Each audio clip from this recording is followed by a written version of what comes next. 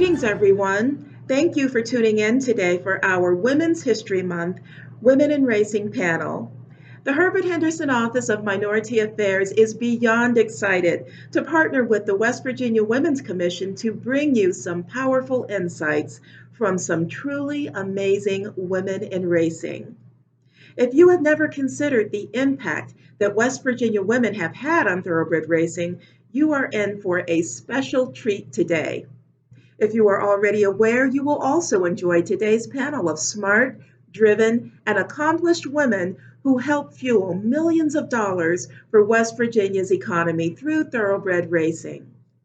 First, I would like to introduce one outstanding West Virginia woman.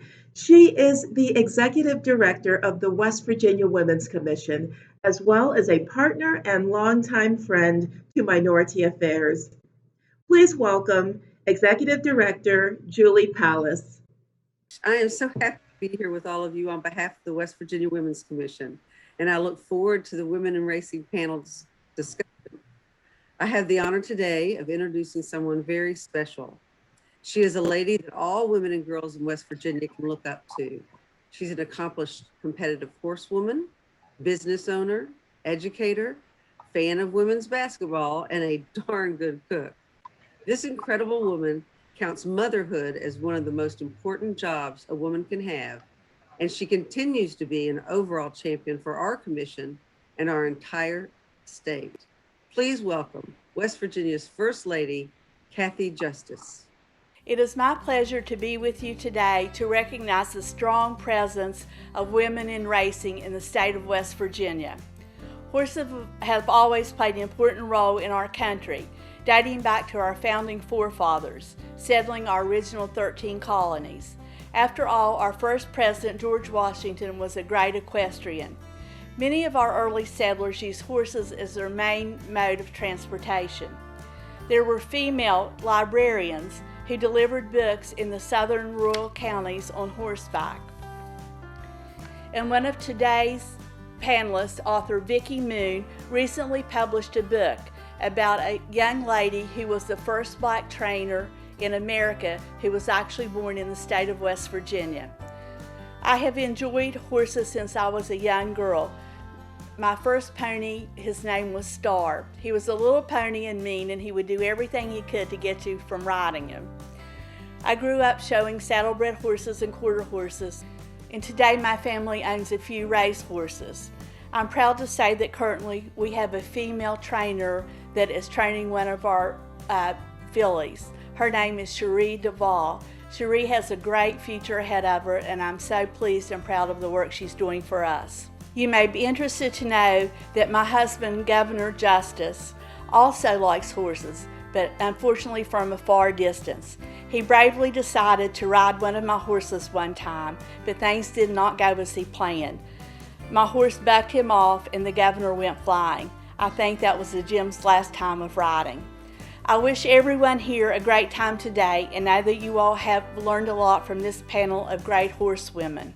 We love horses here in West Virginia and want to keep the industry thriving. So have a great time today, and go West Virginia horsewomen.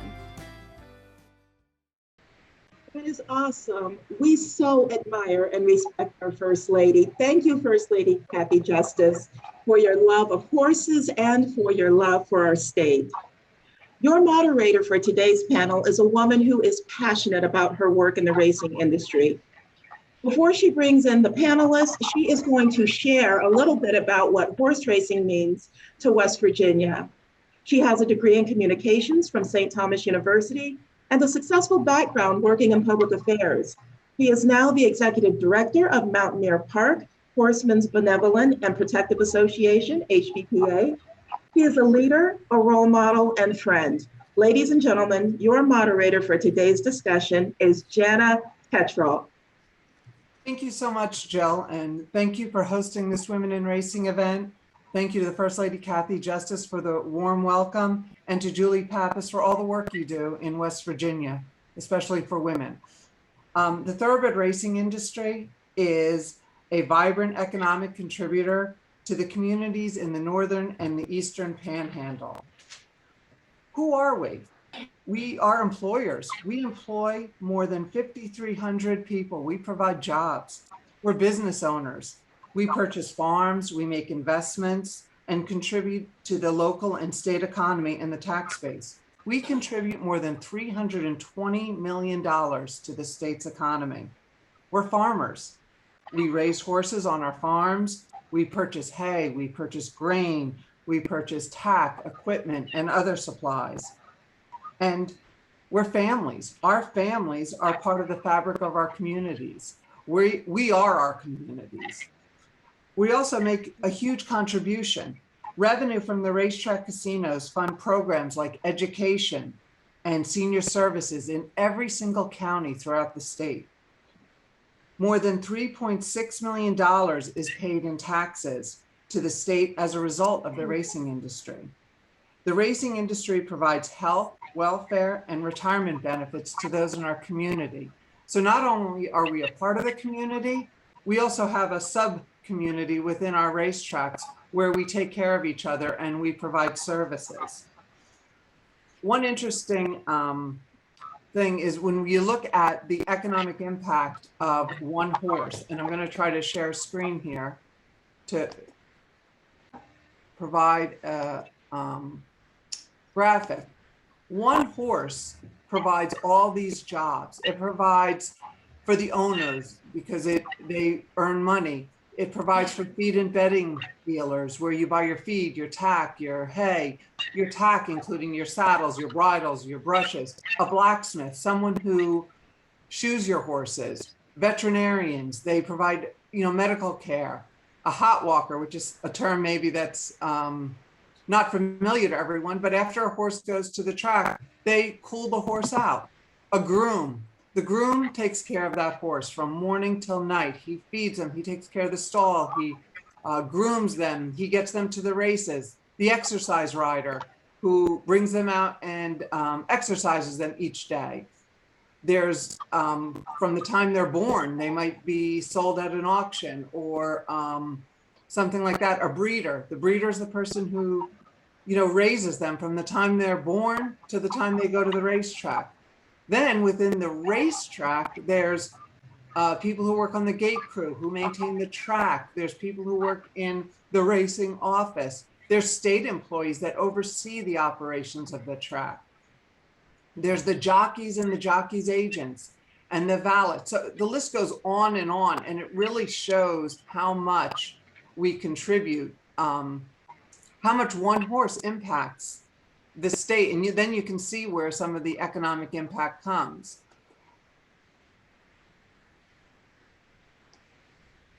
So, and another important thing to understand is when you buy a farm and you've invested in this area, it just doesn't include buying a farm. When you breed a horse, you foal it, you raise it.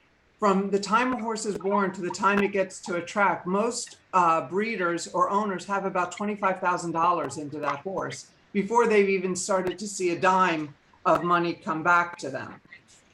And horse racing is a professional sport, and probably in West Virginia, it's the only professional sport that has international viewership.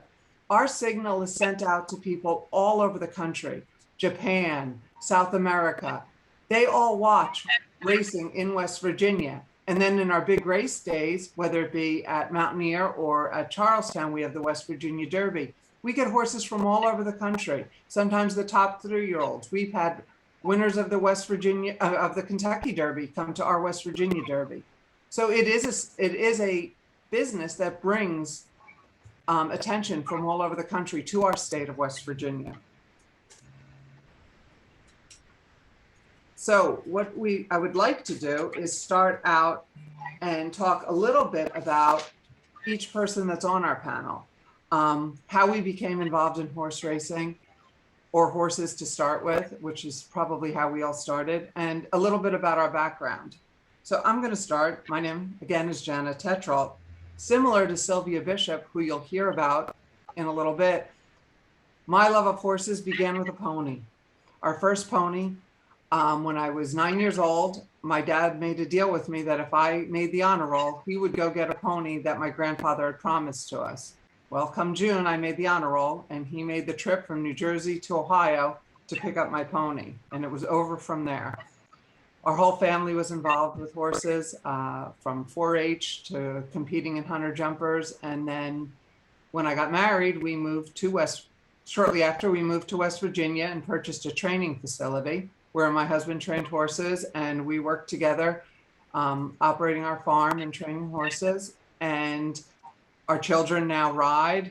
They compete. My daughter competes in 4-H. She competes in the Interscholastic Equestrian Association and in hunter jumper shows. So our family is firmly entrenched in the horse business. And I'd like to start with Vicki Moon, who is the author of the book on Sylvia Bishop, and she can tell you a little bit about herself. Oh, thank you. I'd really like to know how that pony got back home, okay? Because I have a friend whose father brought it home in the back of a station wagon. Well, we didn't use a station wagon, but our trailer was a sight. It was an old, like wooden trailer. We painted prints on the side of it. It was different. I knew there'd be some giggles with that. If a pony's involved, then they're gonna do whatever they can, right? So I guess we all grew up, our first love was with a pony, as was mine. I grew up in South Florida. I lived in Fort Lauderdale, but there was a wonderful little horse town west of Fort Lauderdale called Davie, and to this day it's a horse town. My parents were involved with racehorses. They owned racehorses. My mother would let me skip school if she had one running at Gulfstream, or dare I say Hialeah, because I'm dating myself. But I loved horse racing from the very beginning, and I've always followed it, although I did ride on the horse show circuit as well, and a little bit of fox hunting here in Virginia. Okay, thank you. Jennifer Johnson, who's an owner, breeder, and trainer up at Mountaineer. How did I start? Well, the day I was born. I didn't have any choice. My father and mother had a horse racing farm, basically 160 acres. We had 7 stallions the day I was probably born, something up around there, 100 brood mares. And he ran horses, but he mostly sold a lot in the sales in those days and kept whatever didn't sell and ran it. But my father's big start, he came from Ireland, and his big start in life with being in North America, I came from British Columbia, Canada originally, was he was galloping horses, and he made a trade on a cow for a horse. And he got this horse because he loved it. The horse was only a weanling. And that horse turned out to be one of the greatest horses in the country. His first horse he ever owned when he came here from Ireland, and the horse's name was George Royal. He was born in 1961, and the horse rivaled Northern Dancer, but they never met. But some of the races that George Royal won, he beat some of the horses that had already maybe beat Northern Dancer. Hill Rise was one of them, etc. Having said that, my father was hook, line, and sinker in the business, and I was very young at the time, so I was born right into the operation. From there, it just, I guess, took off. We had 5 brothers and sisters, and I think of that, my sister's involved in horse racing, and my brother, he's been the leading trainer in the West Coast for about 4 or 5 years in a row. He now trains in Woodbine, and they invited him to come there and gave him stalls. So that means you have to do pretty good to get that invitation. So it's kind of in the family, without a doubt. My mother's side of the family is a 3rd generation horse family, so we go back a long ways. And it was a business from the day one, but also a love. So, and I've been in this ever since. I've actually made a living at it for the last 40 years on my own. So my experience, I guess, is pretty entrenched. And I guess sometimes I forget what a normal world is like, because I don't think I really lived it for very long. When I was maybe 18 to 20, go pump gas at the station for a little while, and then you go back to the farm. But that's kind of the beginning of it all. And I made the big move across the country in 2002. Our racing was going downhill in British Columbia. And I was in Fort Erie, and somebody said, well, why don't you go check out Mountaineer Park? They're doing very well, 2002. So I thought, it was only 4 hours south. I got my truck and I drove down there, and I liked what I saw, and I felt my horses would fit in. And I bought a farm from Jana and Mark, and I fell in love with everything here. I just love it here. I'm very dedicated to West Virginia as a result when I first came. And I've established my own breeding operation here, and I love it for the reason that it's kind of mine, and I wanted something. My kids didn't have to watch us move around anymore. I wanted them to be stable and carry on from there. Also, that was important to me. And I have 4 children, and one was a jockey for a while. Now he's kind of the number 1 guy in the business with me, which has been a real godsend. My other son, he's a heavy machinery operator, and my one daughter does a caregiver. So I've got somebody when I get older to take care of me. And my other daughter is married to a jockey. So anyways, I think I gave you a good starting point there. Thank you, Jennifer. And yes, we're happy she came down here. She actually purchased the training center from us, and so she's my neighbor as well. Carol Holden is from the West Virginia Breeders' Classic.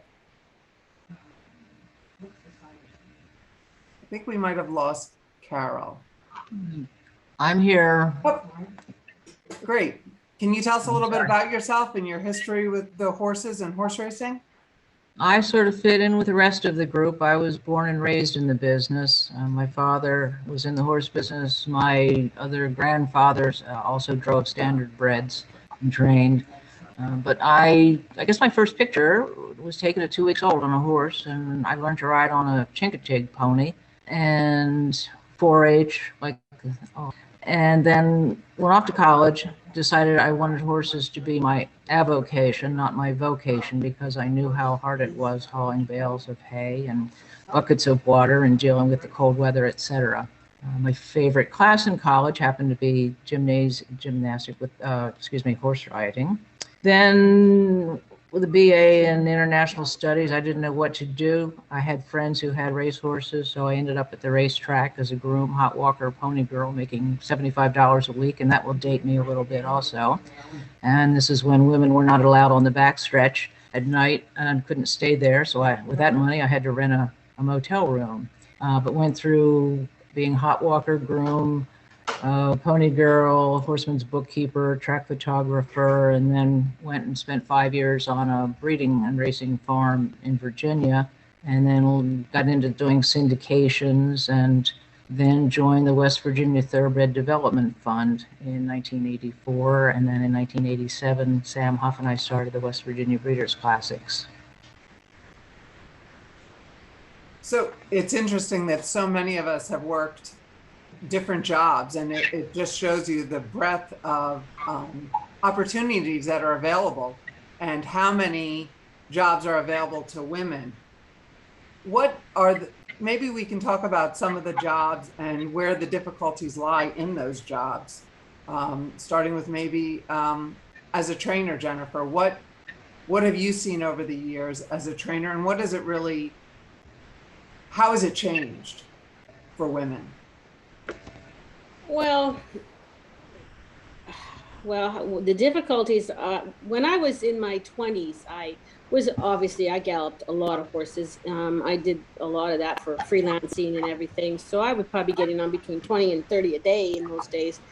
And that was in my 20s. And I easily could have been a jockey, but my father kind of stepped in there quite hard. And he got me, he was very smart. He said, if I give her some horses to train, she probably won't go and do the job, because she'll want to have control. You can't do both. You're not supposed to be a jockey and a trainer at the same time in this business. So having said that, that's exactly probably a smart move, because I had my horses so young and started my trainer's license so young that I didn't go the jockey route. But I will admit that it was hard on girls in those days. They thought you didn't know a sore horse from a sound one. That's for sure. For sure. Oh, she won't know. She'll just let it run. That's why they put you on as a girl. That's not true. But of course, as time goes on, There's different avenues for that. And having said that, that was probably the most difficult, of not having respect for the knowledge you have. Everybody is entitled to their knowledge through their learning process. And I think that really wasn't there then. Of course, times have changed, and I believe it's somewhat there now.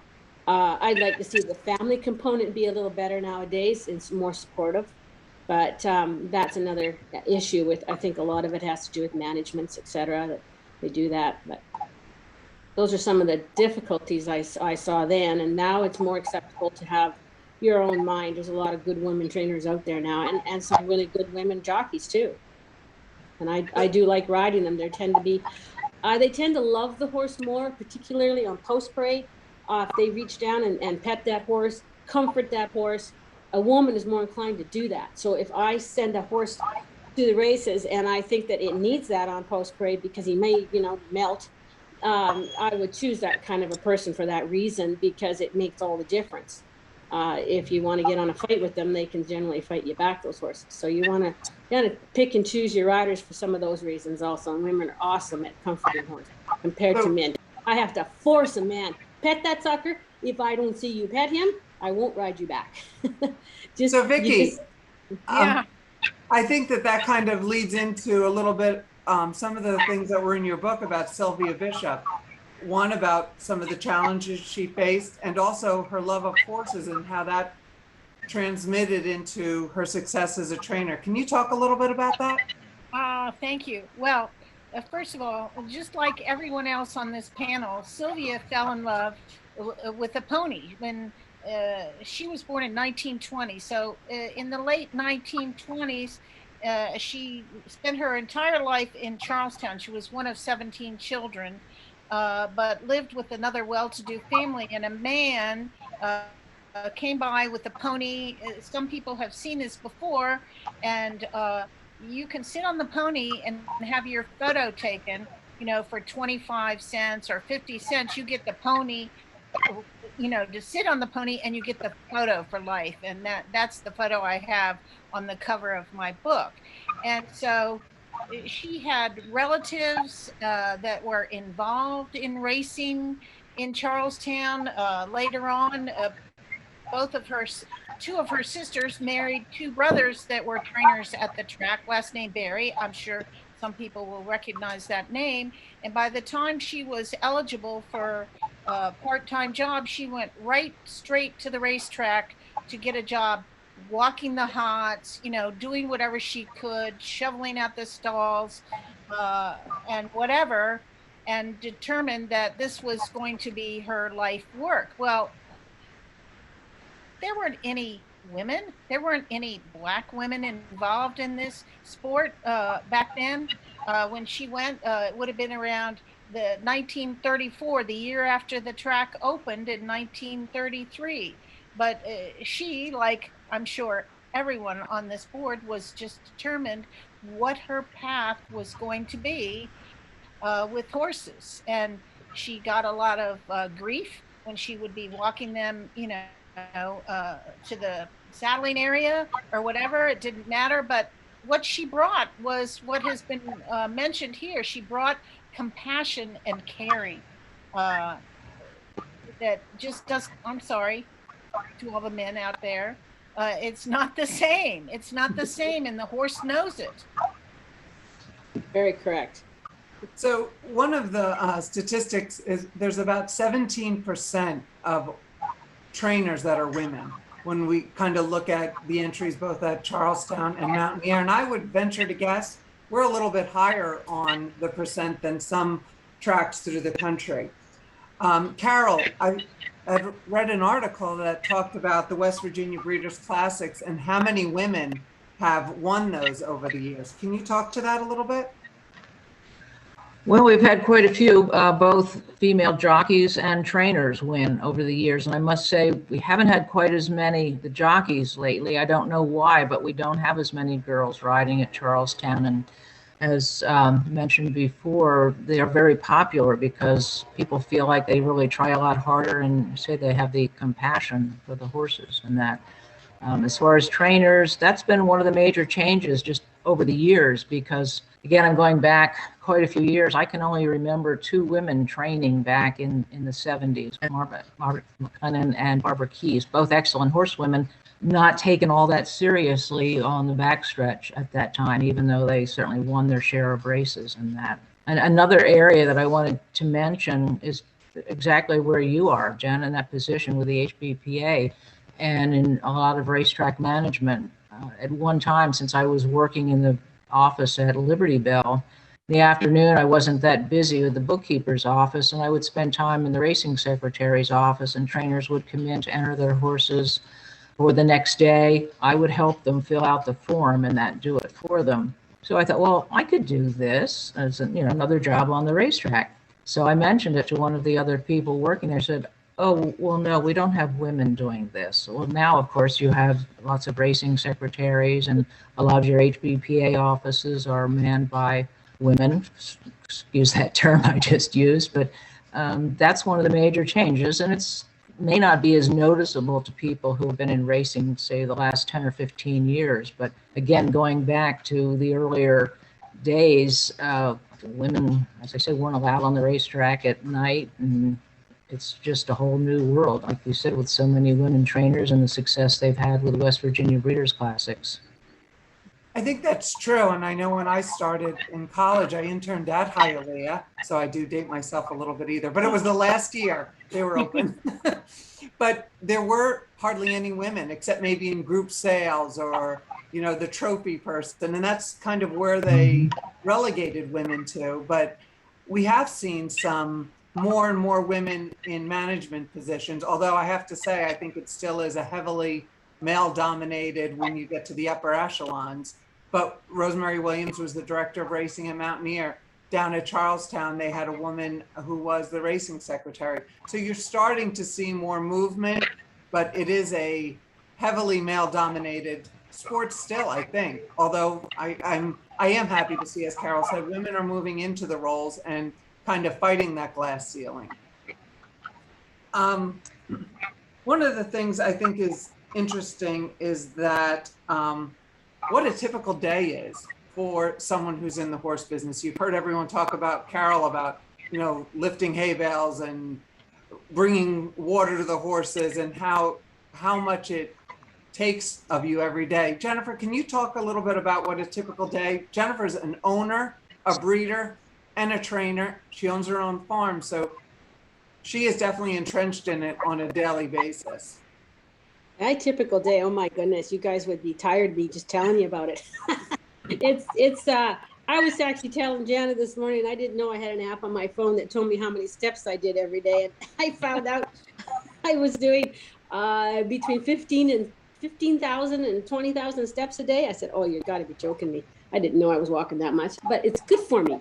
It's keeps me hopefully younger and fitter, and I love it. I love to I'm a hands-on person. I don't know how trainers could have horses all over the country and be in charge. I would have a hard time with that. I'd have to have a lot of kids, because those are the only people I seem to trust with regards to what's going on. So I get up in the morning at 5 and I'm out at daybreak, and we're coming into foaling season soon. So that's really long hours, and I have cameras up to watch those mares closely so I don't miss anybody. I give all my kids, no matter where they live, the phone number to the thing to sign in so they can watch the foals.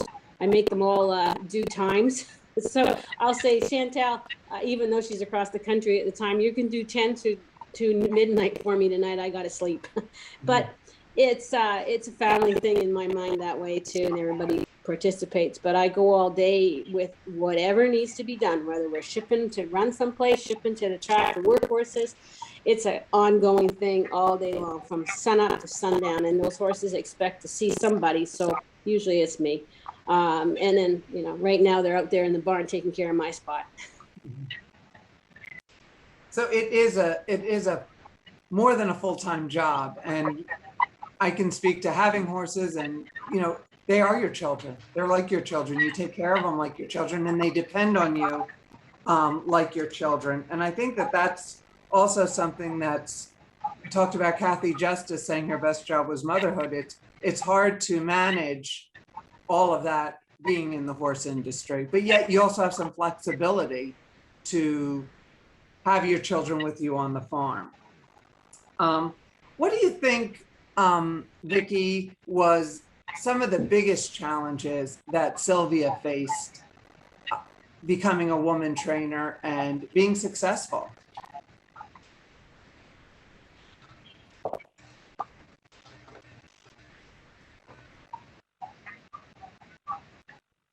I think so. Vicki might be frozen. Carol, we'll go to you for a second. You've had so many jobs, it sounds like, in the racing industry. How was it coming up in the industry, and what did you think has been the biggest change? Wow. Let me think about that for a little bit.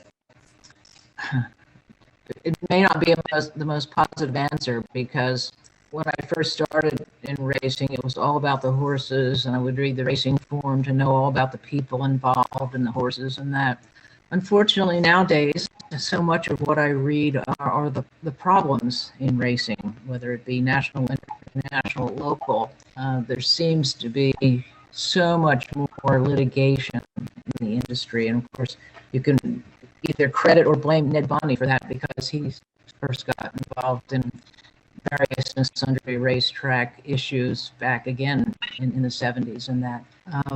One of the more positive things is the awareness of aftercare for the racehorses, and a lot of the good or bad, again, depending on how you want to look at it, the awareness that some things are going on in racing are not as they should be, and not as people who really care about the horses and racing want it to be. So people have been brought to task for that. So there again, going back over the year, a lot was done. Well, there was one trainer I remember, another one of those racetracks that no longer exists. He would carry in his little metal box, which looked like a lady's lunchbox or something. She would keep her knitting in, and it was full of needles and that. You don't have that sort of thing anymore, basically. Much more care taken that this is not allowed in racing. So good and bad, both ways with racing. I think an important thing to note is when we talk about aftercare, I worked at the track when I was in high school and college, and I took care of a horse. His name was Michael's Angel.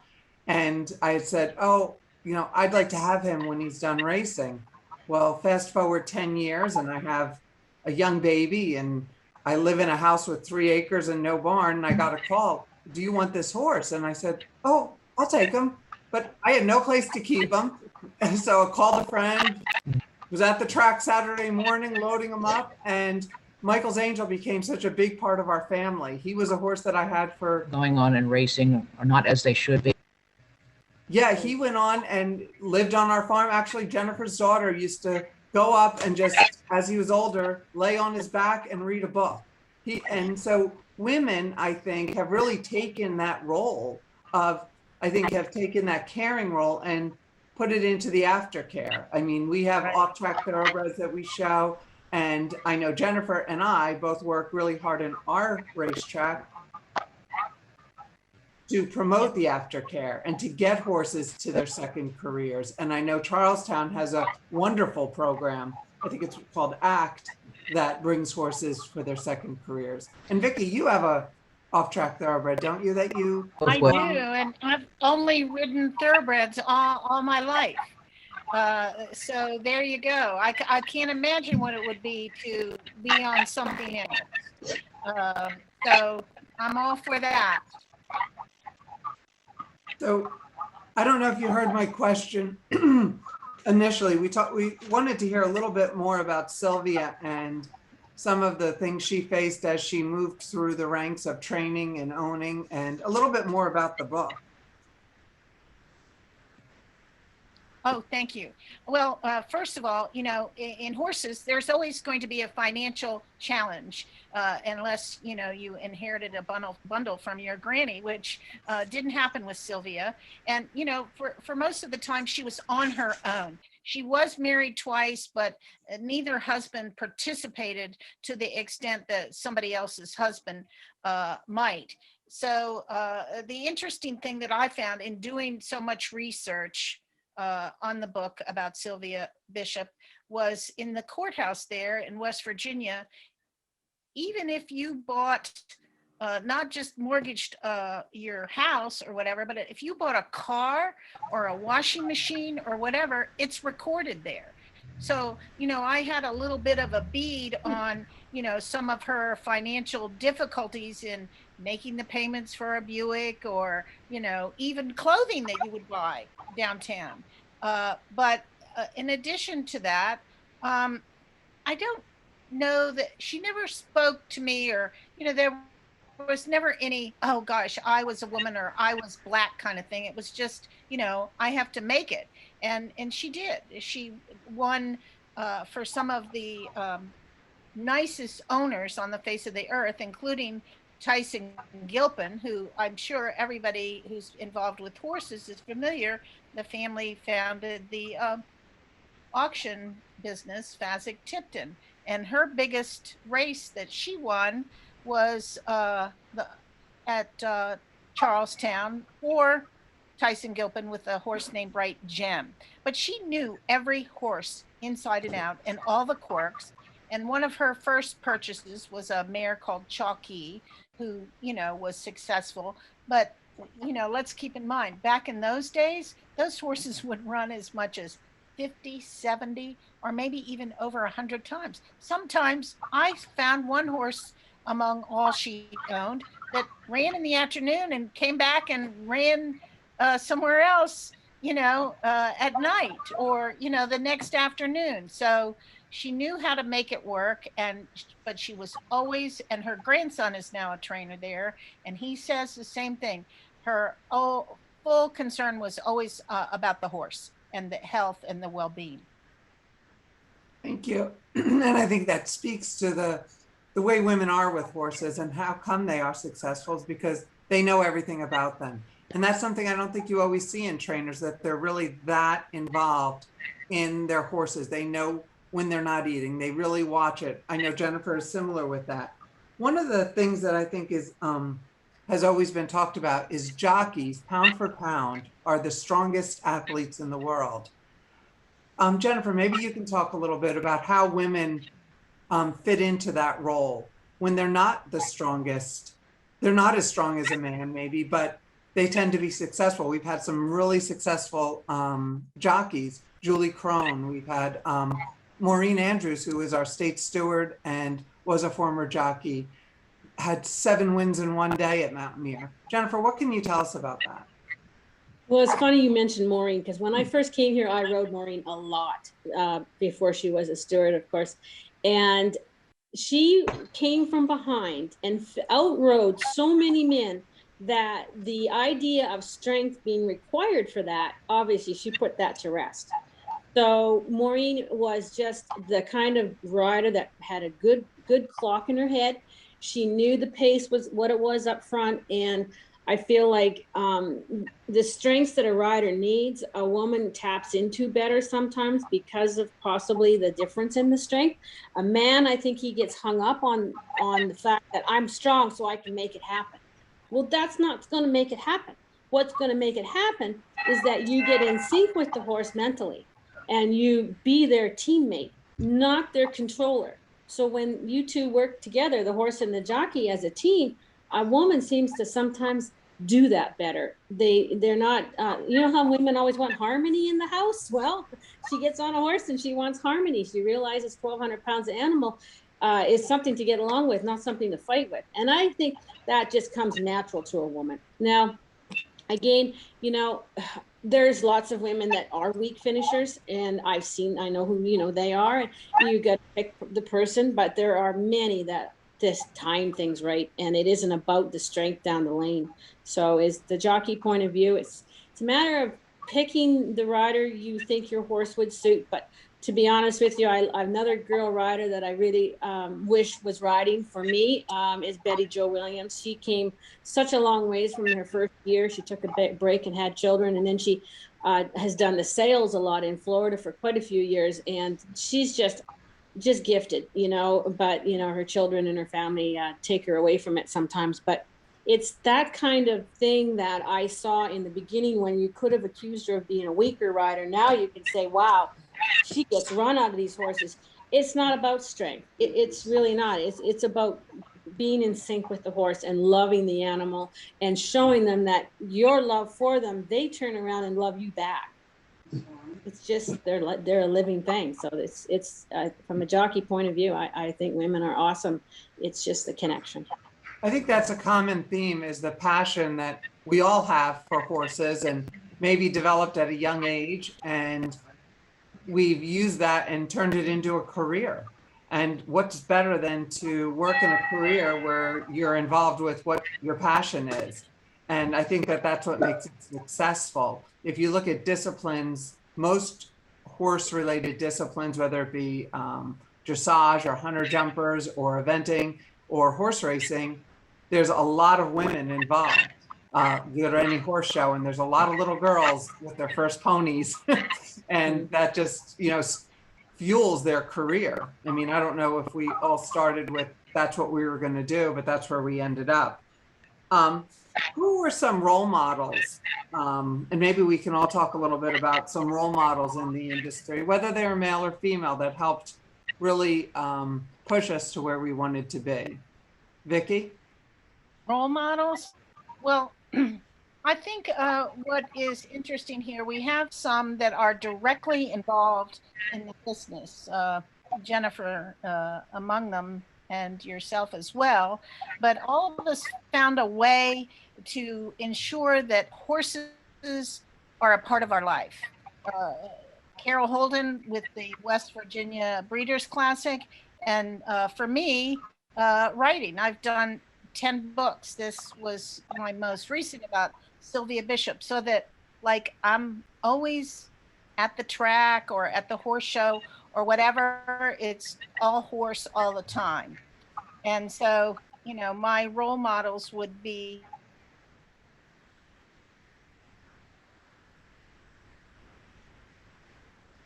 I think we may have lost her for a second. Carol? A lot of the people that I certainly respect the most in the business, people like, actually horsemen. One of them would be Rodney Jenkins, who a lot of people would know from the show horse world. He's just an outstanding horse person. He's now involved as a trainer in Maryland. They did some steeplechase training in between. And someone like Alan Jerkins, who you would see back at the barn at night, first thing in the morning. Just the man was half horse as far as his thinking and that. And his name is certainly well known throughout the industry, but I was very fortunate to be able to spend a little time with him and that, and just have great admiration for what the man, who the man was, as much as what he accomplished. So those are a couple people that I certainly look up to. I didn't necessarily have them as a role model when I was getting started, but they're ones that I was fortunate enough to be involved with later on. Jennifer, who were your role models? Well, it's a good thing you gave me these last minute to think about that. I was trying to think of somebody outside my dad, but I just don't seem to be able to think of somebody, because I can go through and no, my dad has to be my role model. I was attached to him at the hip when I was really little. I'm the oldest of 6 kids, so I'm the first one that he could put to work. But he was so gifted at working with animals. I remember we had a lot of horses to break and train, and we had help, of course, that he hired. And I would give you an example. One of the guys working for us would have a hard time with putting the bridle on a horse, for example, when they were breaking it. And I'd see my dad, he wouldn't step in too much at the time unless he needed to. But that night, I'd go down the barn with him, and it'd be 8, 9 o'clock at night, and we'd be haying and watering, and he'd go into that particular horse's stall, and he would work with that horse for as long as it took to get that horse to calm down, relax, and accept the bridle. And the next day, my dad wouldn't even tell the help. I'd be watching the help, and bridle's going on the horse pretty good today. Dad never would say anything. And I often thought, you know, that's something, you know, it took me a long time to appreciate what he was doing. But I think that, you know, it was something I really learned a lot of is the time, take the time, have the patience to do well and connect with your animal. If you can connect with them, you can get a lot farther with sugar than you can with vinegar. And he was good at that. And my mom would be my other role model. I just have to say that because she has the amazing strength of anybody. And I do think I got a lot of that from her. Definitely. She's the driving force half of the time behind my dad. He wasn't like that. He was just the kind of guy who went to the barn, you know, did his thing and got along with things. My mom kind of walked around making sure that the bat was swinging and we were doing our jobs. But, Jennifer, what about your grandmother? Well, my grandmother, that would be my mother's mom. I would have to say that I never got a chance to meet her. She died before I was born, but she was obviously a very strong-minded individual. She was born in British Columbia, and she met a man on the racetrack, and he's American from Kentucky. She took off with him, much to my grandfather or my great-grandfather's dismay, and went to the United States, back to Kentucky. And they were racing at, what's the name of that track? It's not Turfway. It used to be called, anyway, I know it. You guys will know it. But anyways, they were there racing. And my grandmother at the time would have been in her 20s. And then they left there. Then they had their first son, and his name was John Brooks, JB. And they left this area that they were in, Kentucky, over to the West Coast, went to California. They actually went to Santa Anita. And my grandfather was training horses. He actually was a jockey in his teens for a very short time. But having said that, they're back in California now. And my grandfather was not galloping at the time, but my grandmother was fit, young. She rode lots of horses. And he told her, you need to come to the track and you're going to get on these horses. Well, at that time, my mother was born in 1938, and my grandmother and grandfather were in California training horses with these two little children. So she went to the track and put her helmet on and started galloping horses. And she was the first woman to gallop at Santa Anita Park that they gave a license to. And she was very good at it and did it for quite a few years. And then my great-grandfather called up and says, it's time for you to come home, British Columbia, with these children that I have not seen, stop running around the country. And so then they went back there and they raced, finished off racing there. So life goes on. But yeah, it goes in my blood a long ways back. And I think that she must have been pretty self-confident, my grandmother, to have done what she did in the very much male dominated. There wasn't another woman on the track galloping a horse but her. So I would venture to guess there were probably very few women, if any at all, in the barn area at that time. I remember the stories that women couldn't be in the barn area. Like I think Carol mentioned, after 5 p.m. So that's a big change from what it is now, where really there's a lot of women. There's a lot of women that are involved in every aspect of racing. Our veterinarians are women that we have at Mountaineer.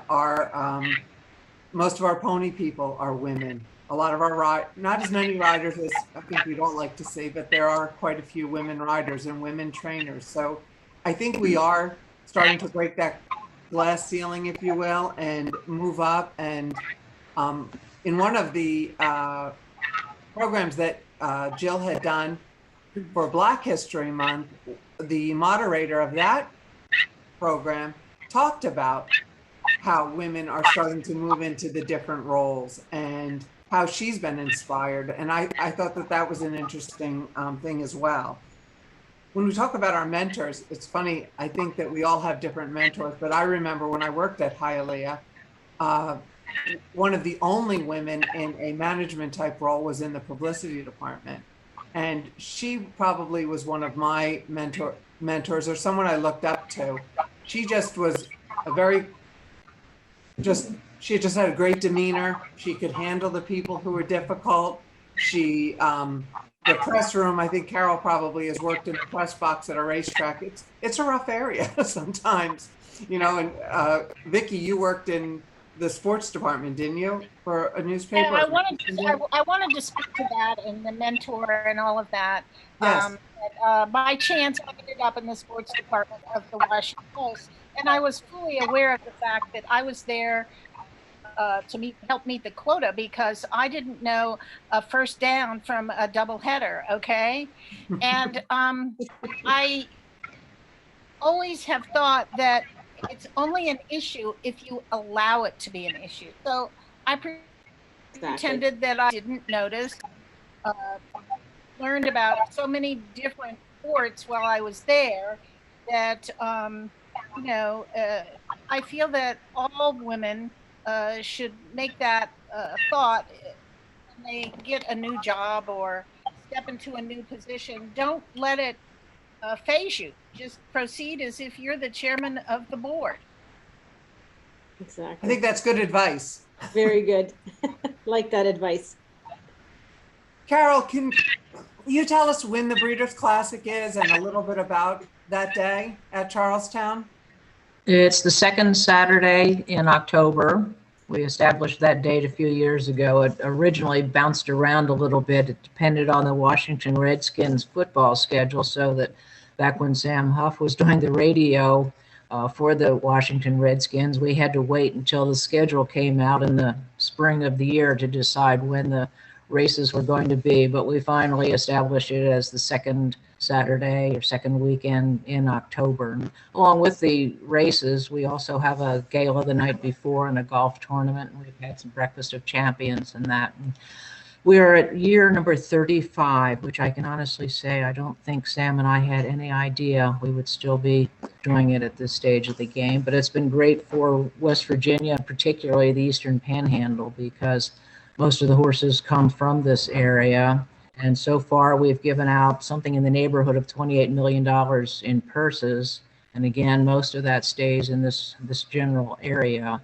And we've had a lot of national coverage also. And one of the other things that we do, because we have sponsorship, and that we, in order to also be a part of the neighborhood, not just be a race, Sam thought that was very important when we started this. 5% of the money that we take in for sponsorship, and that we actually give to charities. And so the United Way, originally we gave to the Donald Macbeth Jockey Fund, and again fund, but that was done away with, and now we do it through the, and we've had DJF, I think is that the right set of initials, Permanently Disabled Jockeys Fund, and also the Thoroughbred Retirement Foundation, and the one you mentioned earlier, We're ACT, for the aftercare at Charlestown. So we try to bring as many people into the activities of the races as well as the races themselves. And last year we had we broke our own record as far as handle. Our handle was $3,374,000, which that was the good news. Last year, of course, was not a good year for many reasons. We were advertising the races and promoting them, but telling people basically to not come. We were limited to 500 people there, but we had a lot of people at least watching races otherwise and being involved in the wagering. That's wonderful. And I think that's something, we would like anyone watching to do, is to come and visit one of our tracks. Well, normally we have good attendance, 7,500 or more, depending on the weather, because so many people like the closeness of the track and being right there on the apron, the horses coming down the stretch. And a lot of racetracks, you just don't have the closeness like you have at Charlestown, where you can really feel the action of the horses pounding down the stretch.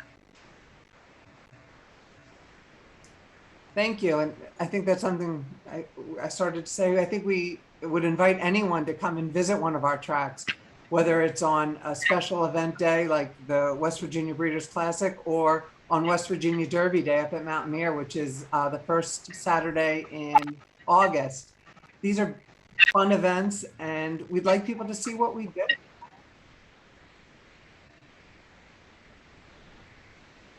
Is coming down the stretch and closeness like you have it at Charlestown, where you can really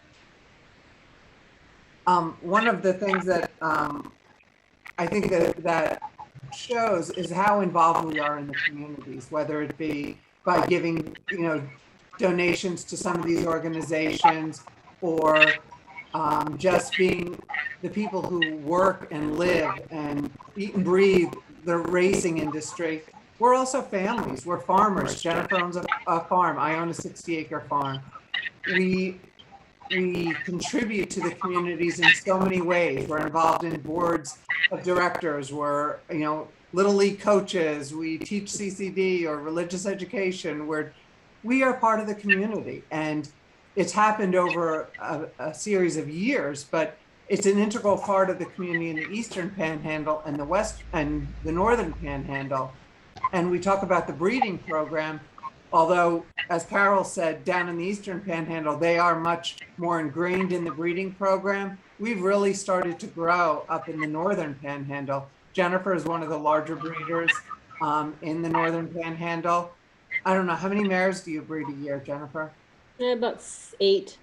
8. And then we have some others who are pretty big. Mike Baird, he breeds a lot of horses.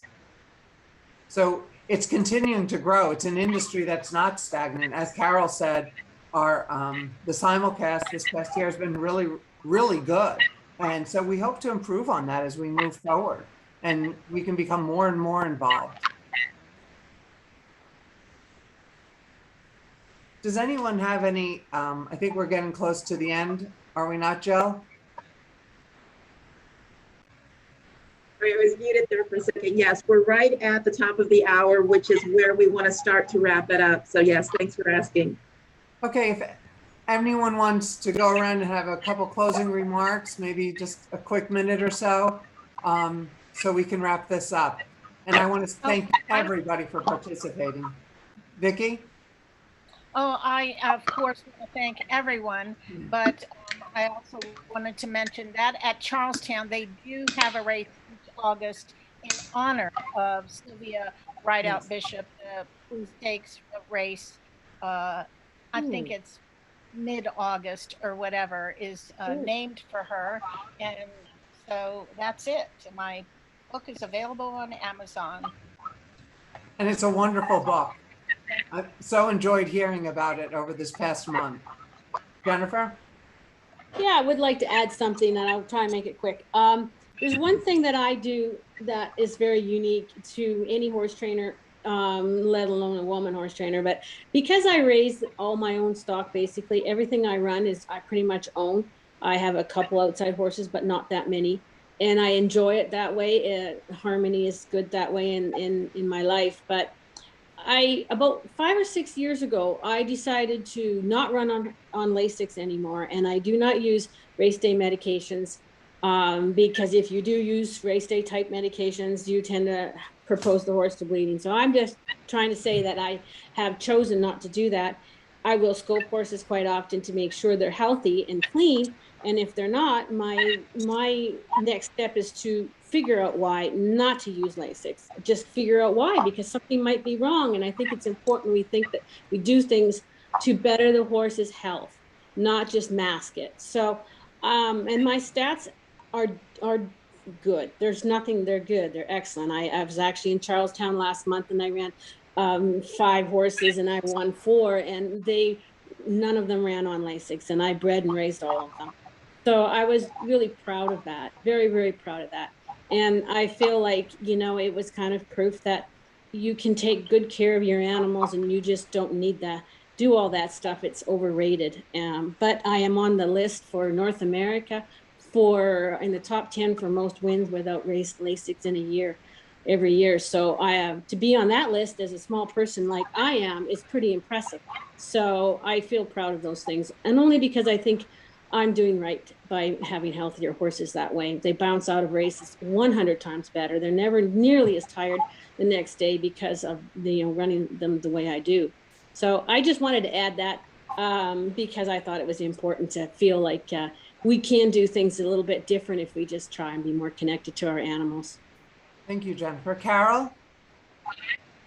I think one of the things that we could do, we're all so involved with the industry itself and we're very familiar with it. I think one of the best things we could do is look around for friends we have who are not involved in racing and try to get them to the races. Because anytime it seems like we do bring people in, they enjoy it, and especially if they can ask questions and get some knowledgeable answers in that and feel like they're actually involved in learning something. So I don't do as much of as we should have, and I think that's one thing that we could perhaps think about in the future. Thank you. And actually, that's how Jill and I came to start the Women in Racing several years ago. She came out to the West Virginia Derby and we started talking, and we wanted a way to educate legislators and people about racing. So thank you to Jill for that. And I do invite anyone, if they want to come out to the racetrack, to call us and to get in touch with someone at Charlestown or Mountaineer or anybody to come out and see what we do every day. And I want to thank Jill and Julie and First Lady Cathy Justice for participating in this event. We are just so excited to bring our industry to more people. Thank you so much, Jana, for being a great moderator and leading that discussion. I'm sure that the people watching really learned a lot. I always learn a lot when I hear from you, and I want to thank our panelists. I would like to thank the author of the book, Sylvia Rideoutt Bishop, Had a Way with Horses, Vicki Moon, Thoroughbred owner, trainer, breeder, Jennifer Johnson, West Virginia Breeders' Classic President, Carol Holden. Thank you all so much for being here. And thank you to our audience. If you enjoyed today's event and you want to keep up with all of our news and events, please follow us on Facebook using the handle at WVHHOMA, and that's on Facebook and Twitter. You can also check out our website at minorityAffairs.wv.gov. Thanks so much. See you next time. Thank you. Fabulous, fabulous. Thank you, thank you. Enjoyed it. Thank you. Thank you all.